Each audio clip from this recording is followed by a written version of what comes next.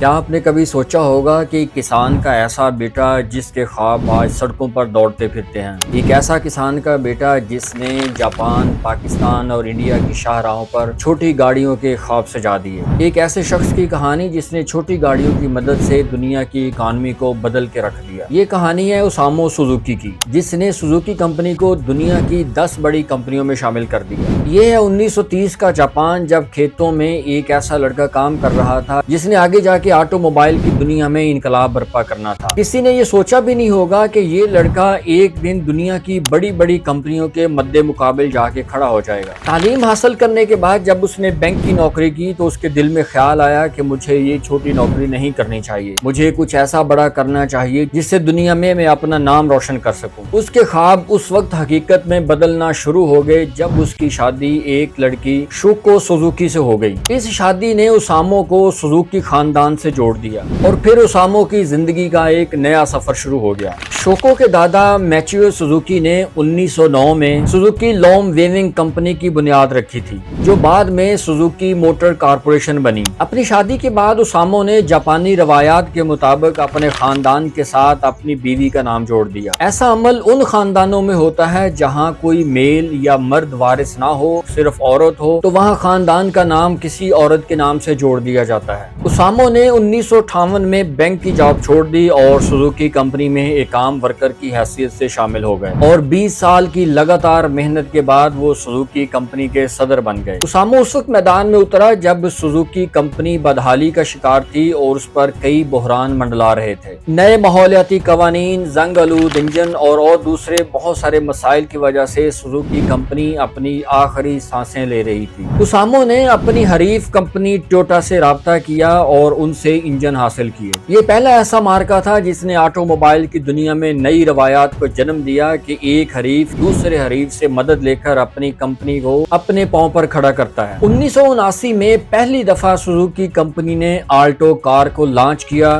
یہ چھوٹی، سستی، دلکش اور پائیدار کار ایسی تھی جس نے جاپانیوں کو تجارت کے نئے موقع دیے اور جاپان کی سڑکوں پر یہ گاڑیاں دوڑنے لگیں۔ 1981 میں سوزوکی کمپنی نے ایک اور مارکا مارا، اپنے ایک اور حریف جنرل موٹرز کے ساتھ بھی ایک ایگریمنٹ کر لیا، تو بین الاقوامی منڈیوں کے دروازے کھل گئے۔ مگر اوسامو کچھ نیا سوچ رہے تھے، وہ کچھ ایسا کرنا چاہ رہے تھے جس سے ان کی کمپنی کا نام پوری دنیا میں ہو۔ اس نے سوچ لیا تھا کہ وہ سستی گاڑیاں تیار کرے گا اور ایسے ممالک میں بیچے گا جہاں اس کے خوابوں کو تعبیر مل سکے گی۔ اسی مقصد کے لیے اس نے جنوبی ایشیا کو اپنے خوابوں کی منڈی بنا دیا۔ وہ انڈیا چلا گیا جہاں ہر نوجوان کی خواہش تھی کہ اس کے پاس اپنی کار ہو، اور اس نے پاکستان کا بھی رخ کیا جہاں گاڑی ایک دور کا خواب سمجھا جاتا تھا، اور سوزوکی نے دونوں ممالک کی عوام کے خوابوں کو حقیقت میں بدل دیا۔ 1983 میں انڈیا کی ماروتی 800 نے انقلاب برپا کر دیا، اور اسی طرح 1999 میں سوزوکی مہران نے پاکستان کا رخ کیا۔ سوزوکی ماروتی انڈیا میں اور سوزوکی مہران پاکستان میں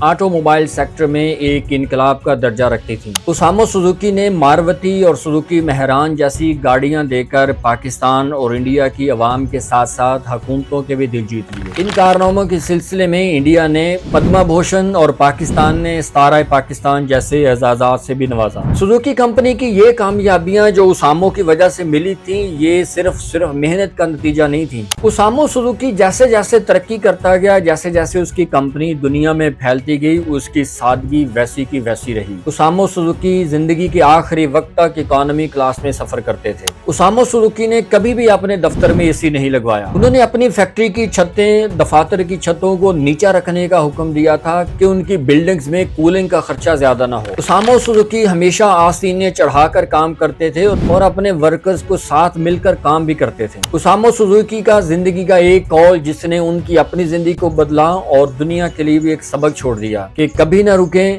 ہمیشہ چلتے رہیں ورنہ آپ ہار جائیں گے۔ لیکن سوزوکی کا یہ سفر ابھی رکا نہیں تھا۔ 2009 میں اوسامو سوزوکی نے اپنی زندگی کا آخری مارکا لڑا اور جیتا۔ 2009 میں سوزوکی اور وولکس ویگن کا اربوں ڈالرز کا معاہدہ ہو گیا۔ یہ دنیا کی واحد کمپنی تھی جس نے ہمیشہ اپنے حریفوں کے ساتھ ایگریمنٹس کیے اور آگے بڑھتی گئی۔ وولکن ویگن کے ساتھ اربوں ڈالر کا یہ معاہدہ بہت ہی جلد قانونی جنگ میں بدل گیا، اور ایسی قانونی جنگ جو عالمی عدالت انصاف میں سوزوکی کمپنی نے جیت لی۔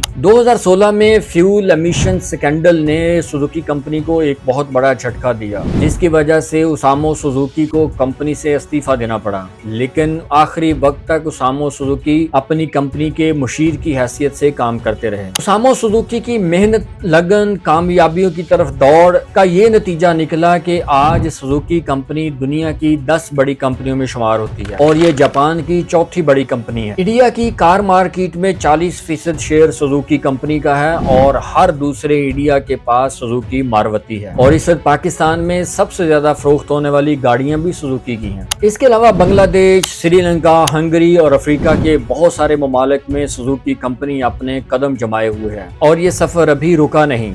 2025 سے ماروتی سوزوکی ٹویوٹا کے لیے الیکٹرک گاڑیاں بنانے جا رہی ہے۔ عالمی معیشت میں گرین ریولوشن میں بھی سوزوکی کمپنی ایک بہت بڑے کھلاڑی کے طور پر کھڑی ہے۔ اس وقت کمپنی کا سالانہ ریونیو 30 ارب ڈالر سے تجاوز کر چکا ہے۔ 25 دسمبر 2024 کو اوسامو اس دنیا سے رخصت ہو گیا، لیکن اس نے خوابوں کی دنیا کو تعبیر میں بدلنا ایسے سکھایا جیسے آج پاکستان، انڈیا، سری لنکا اور ان جیسے دیگر ممالک میں سوزوکی کمپنی کی ہزاروں نہیں لاکھوں گاڑیاں دوڑتی پھرتی ہیں۔ اوسامو سوزوکی نے دنیا کو سکھا دیا کہ کامیابی نہ خاندان کی میراث ہوتی ہے نہ کسی اور وجہ سے، یہ محنت، لگن، سادگی اور اپنے کام سے پیار کی وجہ سے ہی ہوتا ہے۔